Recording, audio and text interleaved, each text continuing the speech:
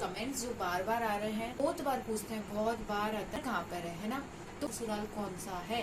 तो बहुत सारे लोगों को बहुत ज्यादा कंफ्यूजन है। सपने पूरे करने के लिए किसी शहर में बसना पड़े, हाँ जीता जाता। आप सबके लिए उदाहरण हुई कि क्या क्या आता है कि लव मैरिज है या फिर अरेंज मैरिज है, तो उससे जानते हैं। मैं जब भी कहीं जाती हूँ, किसी से मिलती हूँ, तो मुझे सबसे पहले यही चीज पूछते हैं। कमेंट आया था कि मुझे लगता नहीं कि आप करते हो, तो वैसे ना बहुत अच्छी से एक प्लानिंग कर रखी है कि मैं 50,000 कमा रही हूँ, 50,000 कमा सकती हूँ, लाख 2 लाख 3 लाख कमा सकते हो, और लोग कमा भी रहे। लेकिन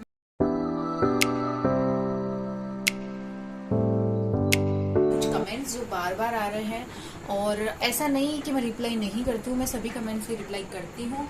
लेकिन एक वो चीज़ होती है कि ये पूरा डिटेल में नहीं समझा पाते हैं कि भाई, क्योंकि आपको पता है कि लिखना और फिर आप लोग उसको पढ़ते हो, उस चीज़ में बहुत ज़्यादा वो होता है, डिस्टेंस होता है, समझ में नहीं आता है। क्योंकि मेरा तो ऐसा ही मानना है, तो मैं बाकी लोगों के लिए भी यही सोचती हूँ, मतलब मेरा ऐसा ही है, तो मैं बाकी लोगों के लिए यही सोचती हूँ। तो अभी कुछ कमेंट्स, जैसे कि चलो स्टार्ट करते हैं। तो पहला कमेंट ये रिप्लाई कर रही हूँ कि मेरे से बहुत बार पूछते हैं, बहुत बार आता है, और मैंने पता नहीं कितनी बार इस कमेंट का रिप्लाई दिया। अपने सारे ब्लॉग्स में मैं लगभग देती हूँ कि आपका पीहर कहाँ पर है ना। तो मेरा पीहर पड़ता है कुचामन के पास में, रसीदपुरा। पहले नागौर डिस्ट्रिक्ट में पड़ता था, अब डीडवाना डिस्ट्रिक्ट में पड़ता है। तो कुचामन के पास में, कुचामन और डीडवाना के बीच में पड़ता है रसीदपुरा। तो ये हो गया मेरा पीहर। सेकंड ये क्वेश्चन आता है, बहुत बार आता है कि आपका ससुराल कौन सा है। तो मेरा ससुराल है उमाड़ा, जो कि दाता रमगढ़ के पास में पड़ता है, सीकर डिस्ट्रिक्ट में है।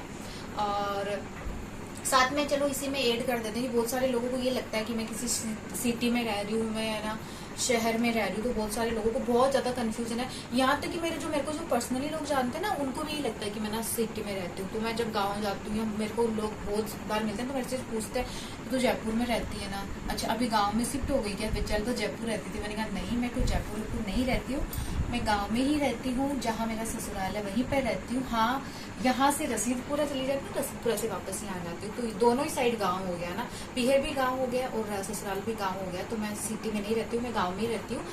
अब आप लोगों को ये कंफ्यूजन शायद इस वजह से होता होगा क्योंकि मैं ब्लॉगिंग करती हूँ। सेकंड चीज ये है कि मैं रील्स वगैरह बनाती हूँ। तो देखो, ऐसा कोई जरूरी नहीं है कि आपको अपने सपने पूरे करने के लिए किसी शहर में बसना पड़े। हाँ, हो सकता है जैसे मान लो कि आप आगे बढ़ जाओ थोड़ा सा, तब आपको जरूरत पड़ सकती है कि आपको किसी शहर में रहना चाहिए ना, काम करने के हिसाब से, बाकी चीजों। लेकिन स्टार्टिंग में कोई जरूरत नहीं है, आप जहाँ हो आप वहां पर भी रह के अपने सपने पूरे कर सकते हो। और मैं जीता जाता, आप सबके लिए उदाहरण हुई है ना। मेरा भी बहुत था कि मैं भी जयपुर शिफ्ट हो जाऊँ, बट चीजें पॉसिबल नहीं हो पाती है। सोचना आसान है, करना बहुत मुश्किल होता है। लेकिन अपन जा तो नहीं सकते, लेकिन कम से कम जहाँ है वहां बैठ कर अपने सपने जरूर पूरे कर सकते हैं। तो ये हो गया। और एक चीज और मैं आपको बता दूं, दूल्हा बीबी आ रही है, लेकिन कोई नहीं। Hi guys. जूतिया। तो चलो आगे कंटिन्यू करते हैं। और एक चीज और ये बता दूं मैं कि क्या क्या आता है। हाँ, एक ये भी आया था, आज ही आया था, शायद मैंने आज ही पढ़ा था कि जीजा आपकी लव मैरिज है या फिर अरेंज मैरिज है। तो उस पे एक बहुत ही अच्छा सा रिप्लाई आया था, किसी का नाम तो मुझे याद नहीं है। उन्होंने कहा था कि हमारे राजपूतों में लव मैरिज नहीं होती है, अरेंज मैरिज ही होती है। हालांकि ऐसा है कि आजकल लव मैरिज भी होने लग गई है, लेकिन मेरी बिल्कुल अरेंज मैरिज ही है।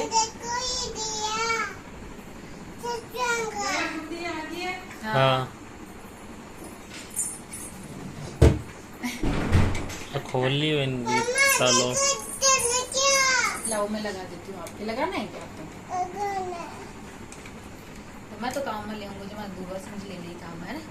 आज तो बड़ा प्यारा लग रहा है वैसे भी। दिखाई दे, खुद का लगा लेते ना, खुद का पर रहने दे। गिर नहीं जाए, ध्यान रखना।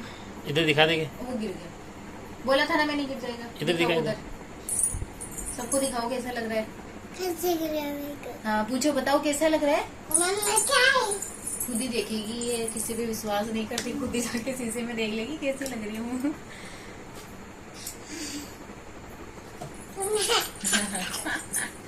गिर जाएगा बेटा। तो हम लोग कहाँ थे, क्या बात कर रही थी मैं, क्या था, क्या वो चीज तो क्लियर हो गई थी ना कि शहर में रहती हूँ या फिर गाँव में रहती हूँ, है ना। फिर आगे में क्या, हाँ लव मैरिज है या फिर अरेंज मैरिज, उस पर बात कर रहे थे। तो उसका रिप्लाई किसी ने दिया भी था कि ना हमारे राजपूतों में लव मैरिज नहीं होती, अरेंज मैरिज ही होती है। तो ये रिप्लाई मुझे बहुत अच्छा लगा उनका देख के। हालांकि आजकल लव मैरिज भी होने लग गई है, वो कोई दिक्कत नहीं है, कुछ लोगों की ठीक है, अगर कुछ लोग पहले से एक दूसरे को पसंद करते तो बड़ी अच्छी बात है ये।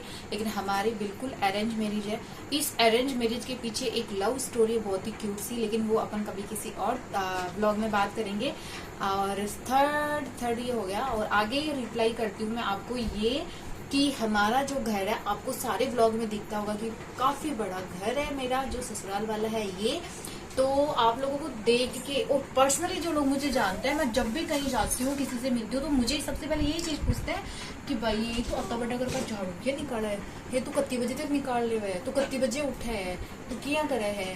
तो होता है, सभी के साथ होता है ये चीज कि भाई देखोगे आप इतने बड़े घर को तो दिमाग में सबसे पहले यही क्वेश्चन आता है कि आप इतने बड़े घर की झाड़ू पोछा कब करते हो, आप करते भी हो कि नहीं करते हो। और कल परसों एक कमेंट आया था कि मुझे लगता नहीं कि आप करते हो, तो भाई साहब मैं ही करती हूँ झाड़ू पोछा जो भी होता है ऐसा। अब वो आपको टाइम पीरियड के हिसाब से सेटल करना पड़ता है कि भाई आप कैसे कर रहे हो, क्या कर रहे हो। तो मैं आपको बता दूं, करती मैं हूँ, कैसे करती हूँ आपको ये भी बता देती हूँ कि जैसे मान लो पहले तो मैं नई थी ना, तो मैं डेली पोछा लगाती थी पूरे घर में, स्टार्टिंग से लेके अंदर से लेके बाहर तक। लेकिन अब चीजें थोड़ी सी बदल गई है। अब मुझे लगता है कि हालांकि दूरों में डिस्टर्ब नहीं करती, लेकिन फिर भी एक हो जाता है, इसमें कुछ नहीं है बेटा। क्या हुआ तुझे बैठना है, बैठ जा। तो अभी चीजें काफी चेंज हो चुकी है कि मेरी बेबी भी हो गया है। तो आपको पता ही है कि ना बेबी के होने के बाद में थोड़ा सा बॉडी में भी चेंज आता है और चीजें बदलती है। आप भी आराम से, स्टार्टिंग में अपन जो है ना वो नहीं हो पाते, सेटल नहीं हो पाते, तो चीजें समझ में नहीं आती है, अपन एक्स्ट्रा करते हैं हमेशा ही।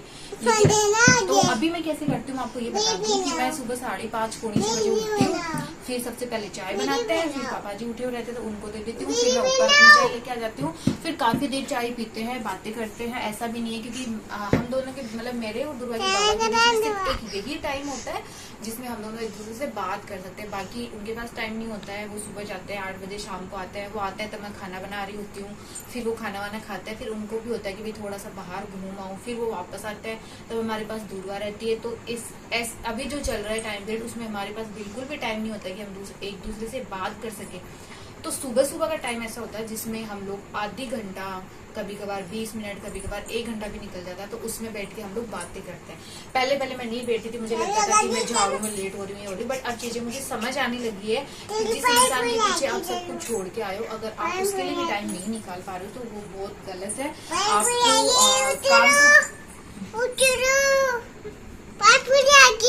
पानपुरी आ गई इसको बैठने दो। ये मेरे को खड़ा कर रही है, बैठने दो। अरे यार डिस्टर्ब कर रही है बच्ची। तो यही मैं बोलना चाहूंगी कि आप पूरा दिन काम में बिल्कुल भी वो मत करो कि मेरे को काम है। आपका काम आपको ही करना है, लेकिन उसके साथ साथ आपको अपना टाइम भी मैनेज करना होता है। जिस इंसान से आपको बात करनी चाहिए उसके लिए आप बिल्कुल टाइम निकालो, फिर चाहे आपका काम आपको कुछ ना कुछ स्किप ही क्यों ना करना पड़े। जैसे कि मैं करती हूँ आजकल, तो वो आ जाते हैं ऊपर, फिर वापस नीचे जाती हूँ, तब मैं झाड़ू निकालना स्टार्ट करती हूँ। और उस झाड़ू में आजकल मेरे को ज्यादा टाइम नहीं लगता है, क्योंकि मेरी शादी को ऑलरेडी 4 साल हो चुके हैं। और इन 4 सालों में मैं सीख गई हूँ अच्छे से कि मेरे को झाड़ू कैसे निकालनी है, तो वो चीज हो जाती है। हाँ, ये सच है कि जैसे छोटे घर में अपन जितनी साफ सफाई करते हैं ना, उतनी इस घर में नहीं हो पाती है। ये बिल्कुल सच बात बोल रही हूँ मैं तो वो नहीं हो पाती, लेकिन ठीक है, हो जाता है। तो इतना ज्यादा मुश्किल नहीं है जितना आप सोचते हो ना, बाहर से देखते हो उतना मुश्किल कुछ भी नहीं है, हो जाता है इजीली। और देखो, घर चाहिए आप लोगों का छोटा है तो आप छोटे घर की सफाई कर लेते हो, मेरा थोड़ा सा बड़ा है तो बड़े की कर लेती हूँ, वो कोई दिक्कत नहीं है बिल्कुल भी। और आगे बात करते हैं कि हाँ, ये एक बार कल परसों भी आया था कि जीजा आप उदाहरण देके बताओ कि आप YouTube से कितना कमा रहे हो। तो मैंने आप लोगों के लिए ना बहुत अच्छी से एक प्लानिंग कर रखी है कि मैं एक प्रॉपर वीडियो बनाऊंगी, जिसमें मैं आपको बताऊंगी कि अगर अभी आप भी एक YouTube चैनल स्टार्ट करना चाह रहे हो तो कौन कौन सी चीजें आपको माइंड में लेके चलनी है, क्या क्या चीजें आपको करनी है YouTube को आगे बढ़ाने के लिए। तो मैं उस टॉपिक पे वीडियो लाऊंगी। लेकिन आप लोग बार बार पूछ रहे हो, तो मैं सोच रही हूँ कि मैं आपको इसका रिप्लाई तो अभी दे देती हूँ कि मैं YouTube से कितना कमाती हूँ, है ना। क्या काटू? अरे अरे दर्द करेगा मेरे, इधर काट ले। तो बहुत सारे लोगों को ये लग रहा है कि ना मैं ना यूट्यूब से 40,000 कमा रही हूँ, कुछ को लग रहा है कि मैं 50,000 कमा रही हूँ, है ना, मतलब 20 कमा रही हूँ, 25 कमा रही हूँ। तो ऐसा बिल्कुल भी नहीं है, ये आपके चैनल पे डिपेंड करता है कि आप कितना कमा रहे हो। मैं ये बिल्कुल भी नहीं कह रही कि आप नहीं कमा सकते, पक्का आप कमा सकते हो। आप 40,000 कमा सकते हो, 50,000 कमा सकते हो, लाख, 2 लाख, 3 लाख कमा सकते हो, और लोग कमा भी रहे। लेकिन मैं ऐसा नहीं, मैं नहीं कमा रही हूँ अभी, आगे कमाऊंगी तो आपको बता दूंगी। लेकिन ऐसा भी नहीं है कि बिल्कुल भी नहीं कमा रही हूँ, चल रहा है मेरा काम, थोड़ा थोड़ा भी स्लो चल रहा है, बट कभी ना कभी मैं जरूर कमाऊंगी। तो मेरी सैलरी मैं आपको बता दूं कि मतलब अभी मेरी फर्स्ट सैलरी आई थी, जिसमें मैंने आपको प्रॉपर वीडियो बना के डाली थी।